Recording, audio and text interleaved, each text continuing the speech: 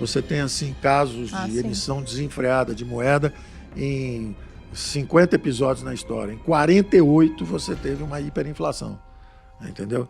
Aí você tem também casos de governos que tentaram controlar câmbio, e em 50 governos tentaram, e aí em 48 houve uma crise cambial aguda. Aí você tem casos de gente que congelou, por exemplo, agora a França está querendo congelar preço de alimento. Vai sumir a comida. O Brasil congelou o preço de alimentos durante o Plano Cruzado. Sumiu a comida. No final, tinha helicóptero caçando boi no pasto, tentando pegar pessoas. Tinha fiscais, tinha os fiscais de supermercado, quebrando o supermercado que reajustasse preço. Uma desordem, exatamente como está acontecendo hoje na Venezuela. Então, a economia funciona. O Diocleciano, no Império Romano ainda, ele congelou o preço da vela. Sumiram as velas, acabou a vela. O Império ficou no escuro. Então, existem evidências empíricas que você pode testar as suas hipóteses. E por que há tanta desavença, então, entre economistas? Se tem coisas testadas e que uma mostram razão Por que eles negam a realidade, muito então? complexa. Por ser muito complexa. Isso é mais ou menos como médicos. Existe, você vê que tem até um código médico de não falar um do outro, nem nada e tal. Os economistas têm diferentes qualidades. Às vezes o cara é especialista numa coisa e fala de outra que ele não entende. Eu já tive debate com um ex-professor meu que veio defender a dolarização do Brasil, Robert Barrow. Tem um debate gravado nosso, possivelmente lá no IEE, lá no Sul. Dolarizaram a Argentina e ele veio propor a dolarização do Brasil, da economia brasileira. Que ano que era Vários isso? economistas brasileiros apoiando. Isso foi década de 90. Antes do Plano Real? 90. Eu acho que antes do Real um pouco. Final de anos 80, início de 90, foi mais ou menos por aí. Mas eu me lembro que vários economistas, os mesmos que fizeram o Plano Cruzado, os mesmos que sugeriram fazer o congelamento de ativos financeiros, que depois o presidente Collor fez, os mesmos economistas apoiaram a dolarização. Inclusive o professor deles, do MIT, o Dornbusch, veio ao Brasil para defender isso. E aí veio o Barrow também. E aí eu lembro que eu tive uma discussão com ele, dizendo que não. E aí ele, não, mas você foi meu aluno em Chicago, supostamente eu sou professor. Eu falei, mas você me deu A no curso, então o que você tinha para ensinar eu aprendi. E você não se especializou em economia internacional, não é o seu campo, e é o meu campo. Então, o fato de você ter dado aula para mim não é... Nos Estados Unidos você não falaria o que você está falando aqui no Brasil. Todo mundo sabe o seu campo de especialização. E não é esse. Na época ele não tinha estudado ainda a teoria de áreas ótimas de moeda, uma opção de coisas peculiares da economia internacional. Depois, certamente, ele estudou, que ele é um cara sério, estudioso, bacana, só que ele usou um argumento de autoridade e em conhecimento não tem muita autoridade, né? Em conhecimento, ele tem direito, a formulação dele, eu tenho direito a minha. Na hora que ele falou, eu fui seu professor, eu falei, você me deu A, ensinou tudo que você tinha para ensinar, meu amigo. E não é o seu campo de especialidade. E foi um desastre naquela época a dolarização da Argentina. Foi um desastre, porque eles não tinham fundamentos fiscais por trás. Da mesma forma que o congelamento de preço no Brasil, no Plano Cruzado, sem fundamentos fiscais, sem fundamentos monetários, não funciona. Da mesma forma o congelamento de ativos financeiros, depois no Plano Collor, sem fundamentos fiscais, sem fundamentos financeiros, o plano não funciona. Aí veio o Plano Real, brilhante na dimensão monetária, foi o mais monetarista de todos os planos jamais concebidos. Porque ele usou a unidade de conta, ele criou a URV, Unidade Real de Valor, ele usou como meio de pagamento, então deixou as pessoas se habituarem a 2 meios de pagamentos para um substituir o outro, e ele usou a função de reserva de valor da moeda, que era o juro na Lua. Ficou 1 década e meia com o juro na Lua. Foi quando o Brasil se endividou em bola de neve, porque eles não fizeram os fundamentos fiscais. Então eles empiricamente ratificaram a teoria do Milton Friedman. O Milton Friedman dizia a inflação é sempre, em qualquer lugar do mundo, um fenômeno monetário. E eles criticavam o Friedman. E, na verdade, eles provaram, entre aspas, provaram não, como diz o Popper, sutilmente, fail to refute. Eles não conseguiram refutar. Os dados não refutaram ainda a ideia de que a inflação é sempre, em qualquer lugar, um fenômeno monetário. Então, o Plano Real foi brilhante no aspecto monetário, mas faltava a dimensão fiscal. Resultado, e faltava a flutuação cambial. Explodiu o câmbio, 4 anos depois, e o FMI impôs a lei de responsabilidade fiscal 8 anos depois. Então o plano foi um plano brilhante na dimensão monetária, a reforma monetária, mas como faltavam os outros fundamentos, ele ainda foi pipocando ali para frente e tendo corretivos que foram necessários. Bom, você quer fazer aquela pergunta? Não, é que eu venho aqui sempre no intuito de deixar mais simples para o pessoal as coisas que a gente fala.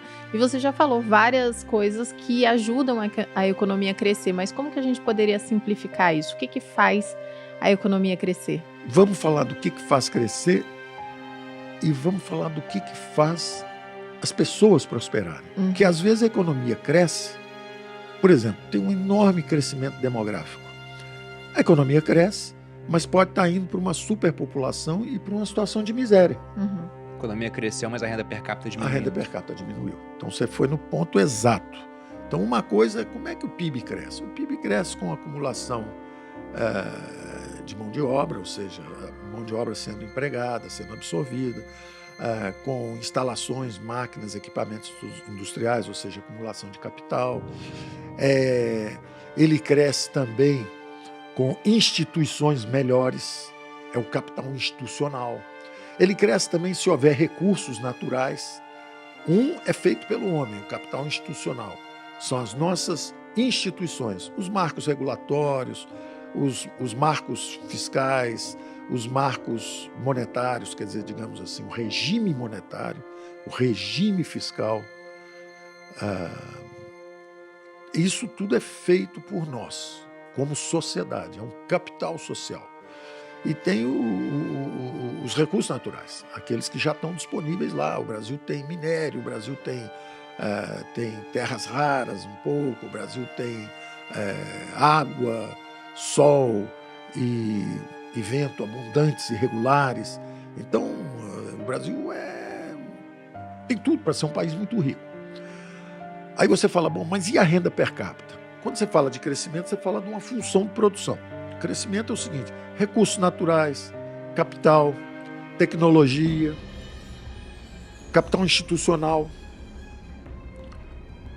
como um regime fiscal saudável, como um regime monetário correto, como um regime cambial flexível. Então, há várias instituições, marcos regulatórios que permitam aumentos de investimento. Então, há vários fatores que explicam o crescimento de uma economia. Mas como é que eu tenho certeza que isso está virando prosperidade? Como é que está acontecendo com a renda per capita, com a distribuição de renda? O que está acontecendo nesse país?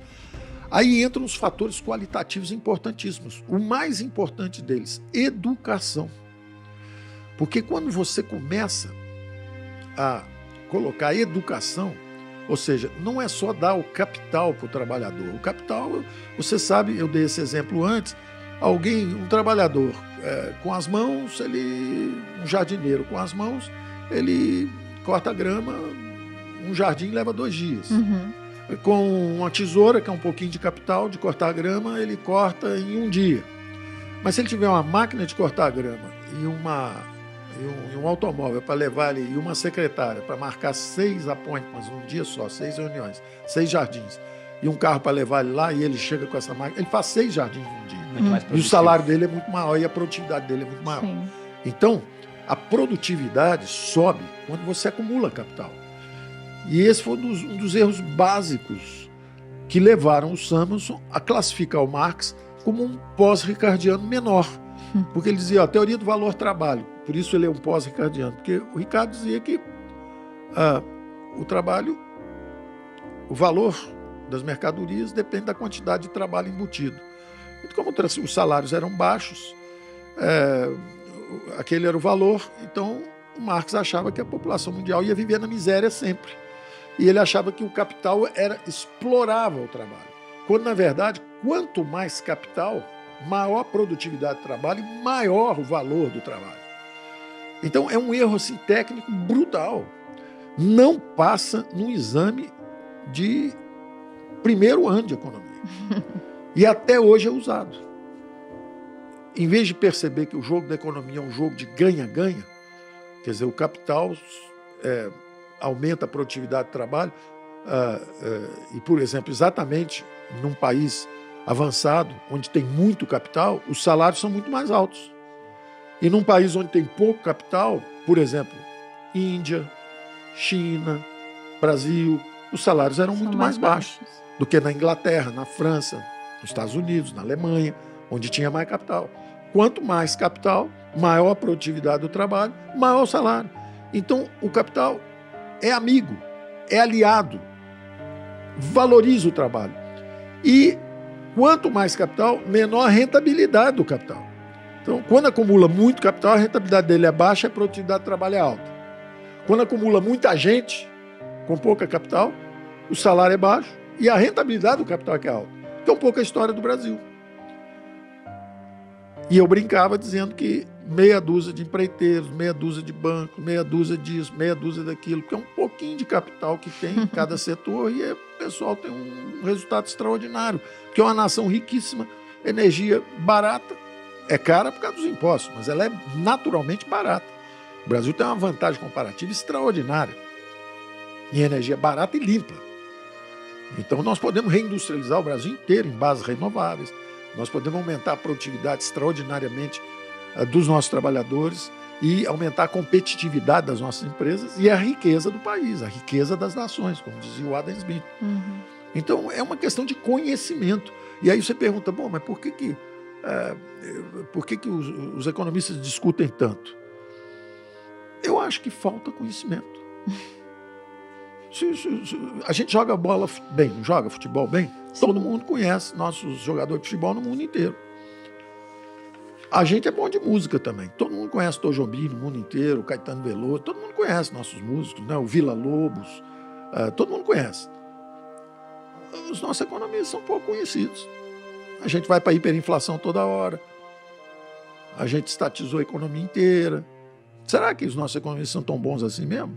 Será que eles têm todo esse conhecimento que eles dizem que têm? Incluindo a mim. Pode me incluir nisso. Será que nós somos tão bons assim mesmo? Então, agora, não sei se consola, mas nas reuniões que eu tive lá fora, de G20, eles não são muito melhores que a gente, não. Tem um problema sério de lideranças no mundo hoje. Tem um problema sério porque a especialização excessiva, todo mundo conhece um pedaço. Poucos conseguem colocar tudo junto para poder ter um mapa razoável do que vem pela frente. Você me deu uma deixa aqui para a frase que eu mais repito no podcast, que é de um autor que você certamente conhece, que é do Friedrich August von Hayek, quando ele foi receber o seu prêmio Nobel, ele falando que, olha, a economia é muito complexa e fica cada vez mais complexa, mais especialização, como você disse, de maneira que uma cabeça, por mais inteligente que seja, não detém todas as respostas, porque o conhecimento está disperso pela sociedade. Perfeito. Daí a importância da decisão descentralizada. E daí a importância do sistema de preços, ou seja, a micro, que é como as informações são transmitidas. Está faltando soja, está sobrando energia, está faltando educação, está faltando saneamento. Você começa a ver os efeitos e aquela informação, e você tem que permitir que haja uma resposta dos agentes econômicos para produzir aquilo. Os investimentos, por exemplo, nós estamos falando da área de educação.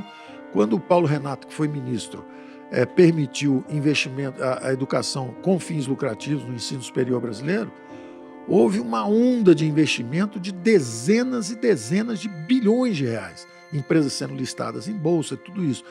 Isso hoje, 75%, 76% do ensino superior brasileiro é privado, é focado em empregabilidade, é focado em desenvolvimento de habilidades que tenham, que permitam ao indivíduo um bom emprego, uma boa colocação. Então, isso é um exemplo de como você pode mobilizar recursos para investir em saúde, educação, energia. E você pode ajudar os mais frágeis com as transferências de renda. Quer dizer, qualquer brasileiro devia poder, se precisasse, fazer um transplante de órgão, ir para um bom hospital. Você dá faz o Vale Saúde, faz a transferência de renda. Você precisa necessariamente ter a gestão só de um tipo. O que está acontecendo hoje? Vou dar exemplo de medicina. Serão necessários bilhões e bilhões de investimentos em robótica.